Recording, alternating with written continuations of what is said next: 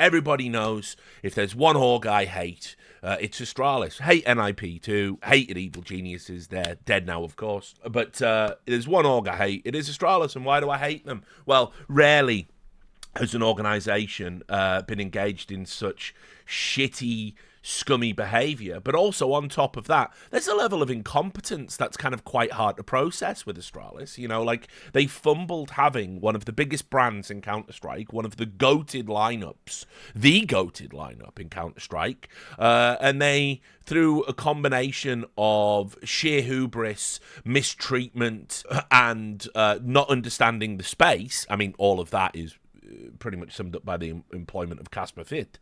But they've managed to become this wretched copy of an esports organisation. They're not even a real org. They turn up to tournaments, they've spent all this money, and they haven't been competitive. They haven't been competitive for a long time. And so they're desperate. They're desperate to qualify for the next major, and this desperation appears to have lent them to lying. That's what the suspicions are. This is what has been alleged. Lying about one of their now former players, Bro, being ill so they could slot Cadian in. And I want you to think about that, because when you look at the result, they had next to no time to practice with Cadian, right? And so this is what you get when you aren't practiced, when you haven't had time to cook in the kitchen. A change of IGL is the most profound change you can make to a team. So why wouldn't you want time with it? So when you look at the result that they got, this is their opening game. They got 13-0'd in their first map against Vitality, one of the form teams in the world.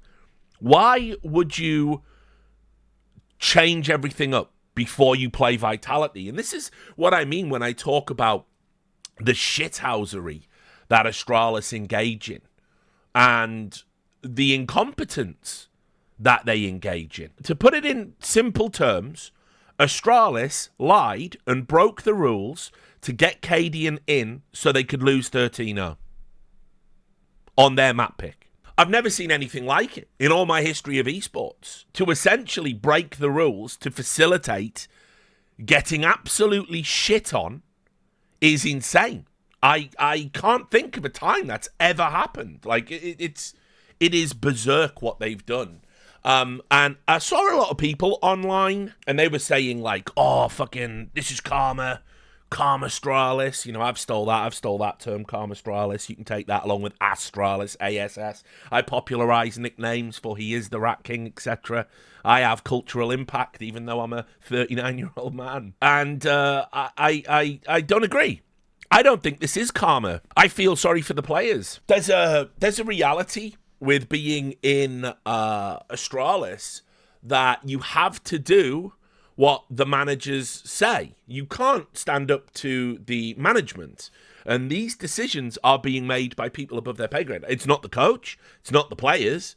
It's Casper Strauber and Nicola Nyholm ultimately that have to carry the can. Whoever made this decision put these players in a terrible position. Imagine you're Cadian, right? You finally get called up to the big Danish org after years in the wilderness, walking around shirtless, right? Nightmare at Team Liquid. You get called up to the fucking big Danish org. Finally, you get your recognition domestically, which has been denied you your entire career. At the tender age of 29, you're finally brought into the fold. And all you want to do is hit the ground running with this team. You're taking over from the star player. He fucking backstabbed Blame F with his tweets, didn't he? When instead of hitting AWP shots, he went out and got Twitter fingers going, I'm not having fun, wah, wah, wah, wah, wah. Blame F gets dropped, he takes over. It was a coup, guys. It was a coup. It was basically what they did to Joe Biden. It's fucking Biden F, right? That's what happened, right? Device did that so he could take over. He's Kamala Harris in this ridiculous metaphor. So anyway, he cooed his fucking IGL out. And then Cadian's also got the two people that backstabbed him when he was in Heroic to deal with. So I have also seen some interesting conspiracy theories that Cadian was in on it the whole time. And he knew Stown and Yabby were going to join Astralis, and they got Cadian out. Cadian thought he was going to join Astralis later. But, you know, I don't believe that. That's like some NWO shit. Like, you know what I mean? Hulk Hogan's joining. It's not that. That isn't what happened. But I'll say it's essential he gets their buy-in. And he's had to call a game with like 3-4 days practice. And this is what you get. Vitality absolutely shit on them. The Inferno was so embarrassing. Not one player got more than 6 kills. Now, I know Astralis are bad, but they're not this bad. And you have to believe the pressure they were put under with all of the speculation around Media Day, all of the IGLs calling them out, the open letter saying you can't let Cadian play. You have to think that fucking would be a distraction. You know, you've suddenly become, I mean, it's Astralis, so they're already unpopular, but you've become the most unpopular ever, like among your fellow players, not just in the community.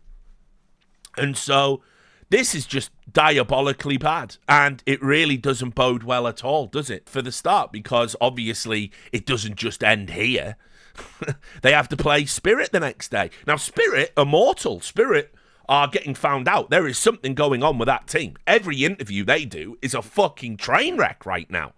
I don't understand what's going on. I've told you what I heard behind the scenes, that there's some friction there and talk of maybe going to an all-Russian lineup and this stuff. A lot of people are talking about maybe Chopper's going to get usurped. That's another rumour that's swirling around in the background. But Spirit are eminently beatable right now. It's not even beyond the realms of possibility that the likes of Astralis could be picking up wins against Spirit. And it started out well, right? Ancient, 13-3, love it. But then to get absolutely battered on Dust 2 and Mirage, this is like your bread and butter. And they lose narrowly in pretty poor circumstances. Interestingly enough, I will point out that Device had a pretty terrible series. Device was the best player on the team when he was the IGL. Cadians come in, Devices immediately took a hit across 4 maps. Really small sample size, but if this is the shape of things to come, it's all over. Now, again, I've heard the excuses. I've heard that there was a flu going around, that Team Liquid were affected by this too, and Astralis were affected by this. Everyone had the Brovid, wink, wink. I don't know. I mean, listen, I wasn't there. Blast don't hire me. They're definitely not going to hire me after this stream. That much is clear. But, listen, I don't give a fuck. I don't give a fuck about any of that. Right? I don't give a fuck about whether or not you got the Brovid-19 or not, because at the end of the day, yes, having flu sucks. Having flu is going to affect your performance. But I know motherfuckers that have fought like UFC fights with the flu and won. And I know people who play like, rugby with the flu and they win and they have a good game and they put themselves really through it. They put themselves out there. You are just playing a video game at the end of the day. So flu, bad, but you get your coach, don't you? Can I have a hot lemon drink? You dose up on painkillers and you power through as best you can. So I'm not having that. Also, you kinder, you can't blame flu, mate. If you must have long COVID if you're blaming the flu. I'm just putting that out there on the record. There's no excuse for how shit you are. It's beyond long COVID. You know what I mean? So anyway, they have now lost, 4 maps out of 5. They don't look to have a cohesive plan. I wouldn't expect them to, which is why it makes the desire to have them in so stupid. In addition to this, it also looks like they have fucking blundered into getting an ESIC investigation. So these are the results. You've lost a lot of face in the community. Everyone's hating on Astralis. Even long-term Astralis fans going, this is just like the last fucking straw with this org. I can't handle it anymore. I'm sick of liking an organisation that keeps doing this scummy shit. And just before Blast finished, like you can see the date here, I broke the story that ESIC was going to review the Astralis emergency substitution at Blast 4 finals. And I did a little bit of reporting, and I did a little bit of digging. I still remain someone with this huge source network. I just barely leverage it anymore, although I am working on a fucking straight fire story for October. I have hit the mother load, so I'm looking forward to that. But anyway, this was just an easy one, a quick one that I could pick out the air. And yeah, ESIC are going to investigate them. I'll just go through this in case you missed it. So ultimately, we know that even though Blast said publicly there is no reason to question Astralis' original statement to them and the decision to allow them an emergency substitute, but we know publicly Bro's representation said he was available and healthy to play. We know that Bro was spamming and grinding Face-It games after being dropped. He played for 8 hours straight. We know he had trials with Ents on the day of Astralis playing. So he seems pretty fit to me. So I can't imagine that this isn't going to be a slam dunk. Like, ESIC are just going to go, well, yeah, you lied, didn't you? They're going to interview Bro. Bro, as we saw last stream, obviously under pressure to not say anything, but anonymously, he can just go to ESIC. Of course, I'm fit and healthy. Right? So, I don't know what happens here. I think there'll be a fine or something, honestly. I think they've really fucked themselves over. Considering last time out at ESL Pro League, they made $7,000, and the last time a team got fined for inappropriate conduct at Blast, it was $10,000. They're actually going to end up in the hole. This org is a joke. I mean, and that's prize money. That goes to the players. So they're going to be massive. You're just burning money. You're just setting it on fire at this point. Where did the investigation element came in? Well, wellity. Where indeed, I was able to get the official registration documents for ESL Pro League, which, as you will know, ESL Pro League ended like 4 days before Blast. It was the preceding tournament. And wouldn't you know, they registered 4 subs. That's interesting. They registered 3 subs from the academy team, K, Croc, and Ans G1, 3 of the worst named players I've ever seen in my life. Sort that out. It's never too late to change your name, just ask Ever. And then, embarrassingly, Casper Strauber, the fucking head of performance, not even a pro player, he's put himself down as a sub. What, like, rocky bullshit fantasy is going through his head? And apparently he's called P1VI, Pivy. He's put himself down as a sub. He's put himself down as a sub.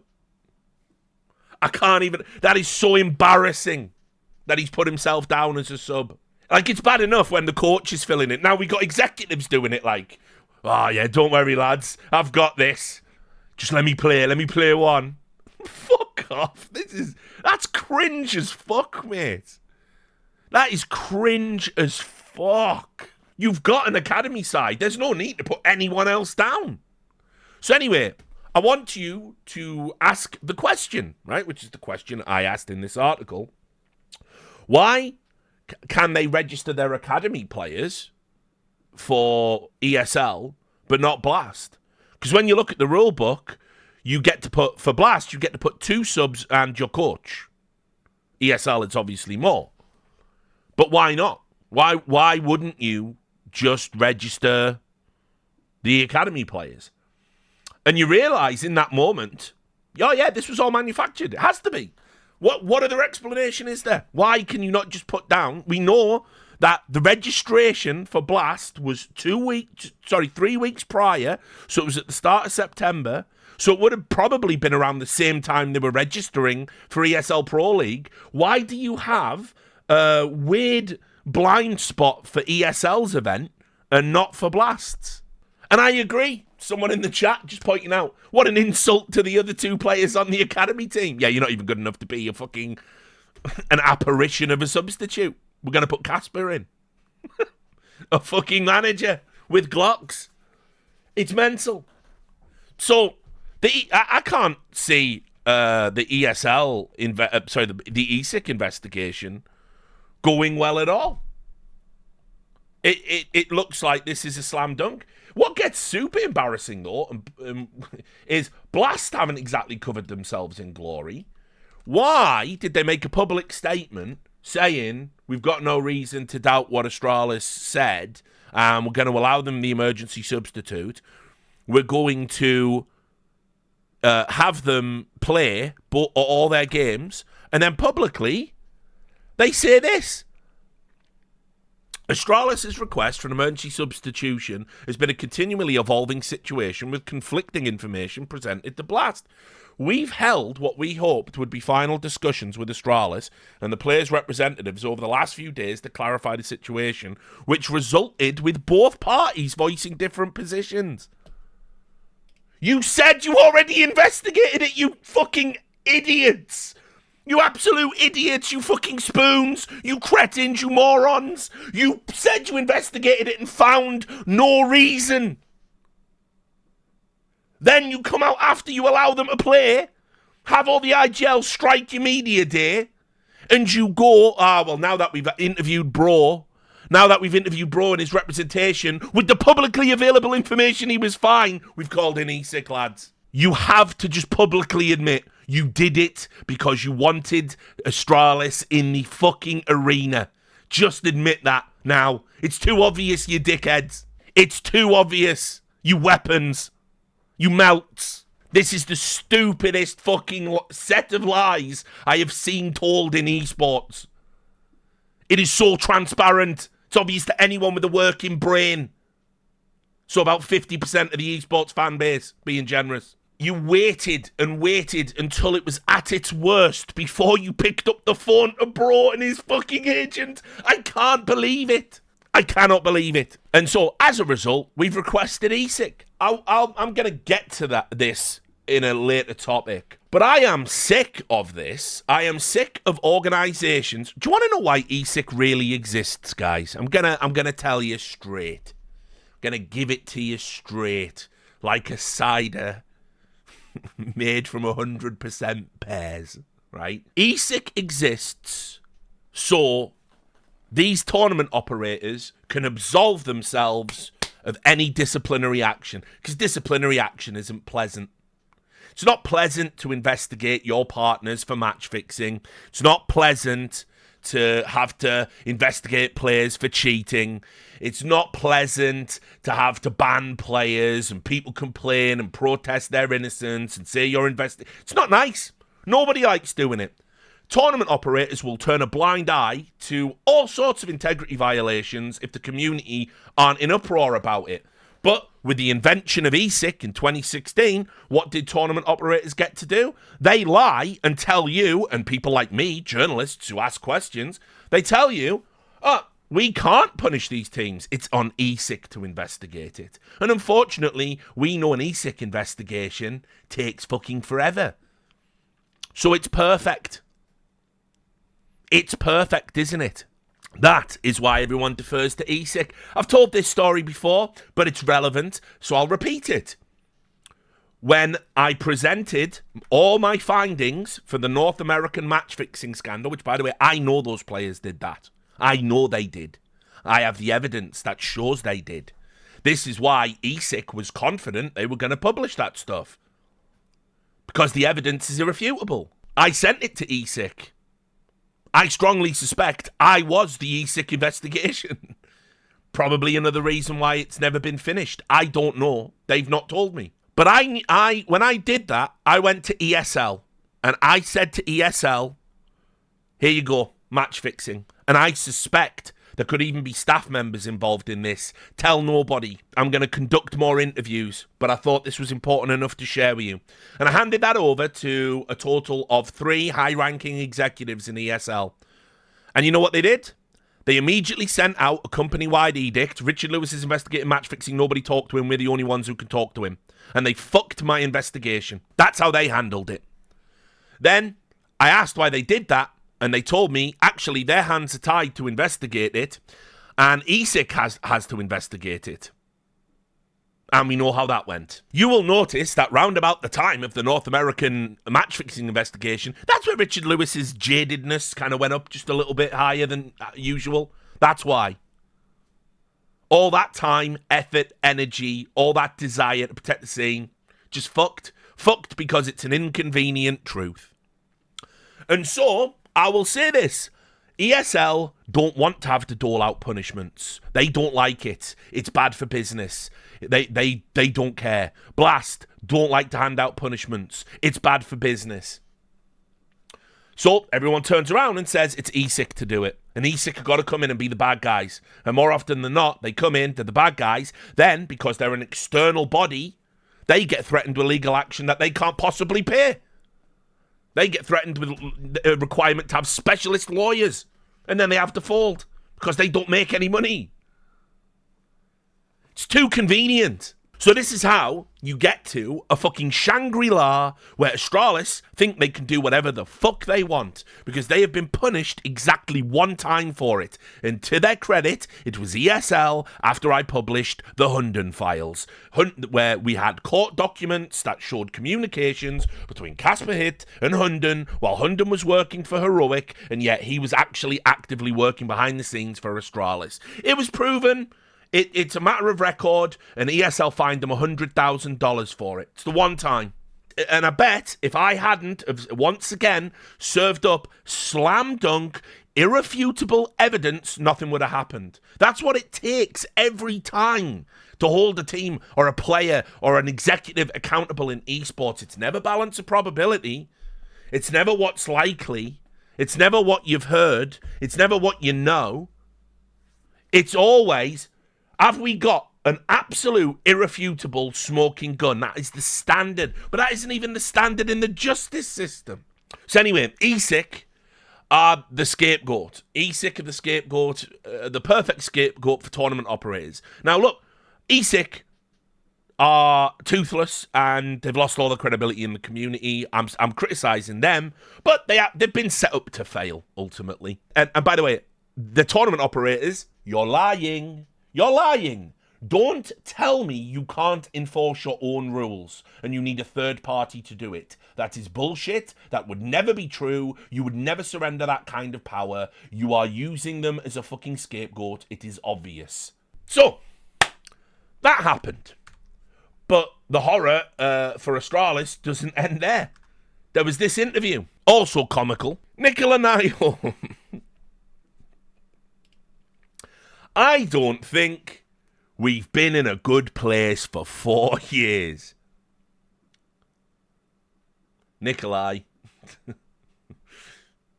brother in Christ. If only there was something you could do. If only you were in power somehow. You're the fucking founder and CEO. Ugh. This motherfucking org, it's mental. By the way, this isn't helpful. This after all the things you did to create this latest drama, this isn't helpful to say this. Oh yeah, we're shit. We've been shit for 4 years. So you've got your deflated team that are being investigated for rules breaking that got absolutely fucking wrecked 13-0 in their first appearance under their new IGL, and then their CEO comes out and goes, oh yeah, we're just shit. It's mental. Do you feel Astralis is in a good place right now to go to war in 2025? I don't think we've been in a good place for 4 years. Let me put it this way, it's also one of the reasons I came back. He's back in the game. So now I can't blame you, Nikolai. Next time I see you, mate, and we're having that drink, I'm going to roast you. It's also one of the reasons I came back, to be perfectly honest. It's not because I had a dream of running an esports team. I've just been there. There were even 4 esports teams at one point, and there was Blast, and there were League of Legends, and there was the other. I'm here simply to do mine, to get us back on top, and we obviously aren't right now if we look at the rankings. So, things are so bad, Nicola Nyholm, who took a backward step to just become sort of a hands-off CEO/chairman of the board, he now recognises that this is so dog shit, he's going to step in and take over. So now you can address your complaints to him, and it's in line with the theory that I had about it. So I like it. He's back in the game. my old sparring buddy, we get to fucking roast him. Now, Cadian did an interview. And remember, Astralis went out of this tournament in last place, right?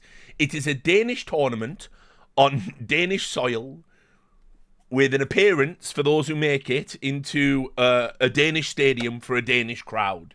And they finished last. They were there right next to Falcons, right? So that's bad. If you're next to Falcons, they're coming soon.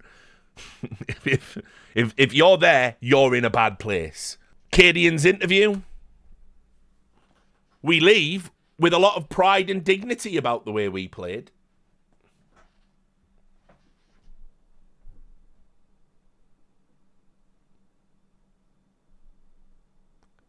What? What? What are you seeing? Boys, I've done DMT. I've never been this far out there. Like, I've lived for centuries on alien planets. You know what I mean? In 15 minutes and then come back to Earth. I've communicated with beings of pure physical energy. I've never been this fucking mental. What are you talking about? Where's the pride and dignity in 0-13? It is a disgrace. It's nearly impossible to get 13-0'd in CS2. It cannot... And yet, it was your first appearance. There's no pride in it. There's no pride in it. You cannot say this. Let me get this other quote. Yeah, here we go. When we watched Inferno, right? When we watched Inferno, remember, when they got wrecked, there were a lot of marginal situations I think we could have overcome. A 1v2 in the pistol round for us, a 1v1 between me and Zero in the first buy round, Devices 1v1. There were a lot of chances, and we also attacked Ziwu when he was alone on the site in a 5v4 with the AWP, and he was just making Ziwu things happen. It wasn't as grim as it looked, but I think today was way more similar to how we've shown ourselves in practice. He's talking about losing to Spirit, where they got fucking smashed on one map again. 5 rounds. I'm really proud of that. And it also gives a big boost to know we can implement the style that we have tried to practice for a very limited time in an important game. Yikes. Also, as IGL, if you know where Ziwu is, you can just not go there in a 5v4. Just a thought. You could call that. Whatever. What do I know? So this whole thing was a fucking mess from start to finish. I'm astounded. Astralis, no pun intended, so he's down. Because it was down the whole time as well. I watched that thing Blast ran on him. And he was saying, hi, I'm Stown. I was like, yeah, why did we switch to Stavin, guys? Why did that happen? Like, anyway, pet peeve. This was just unbelievably embarrassing. Embarrassing for everyone. And I found it incredible. Like, this is beyond the usual Astralis stuff. This is, like, fucking so bad, so ridiculous, it's hard to believe any of it's real.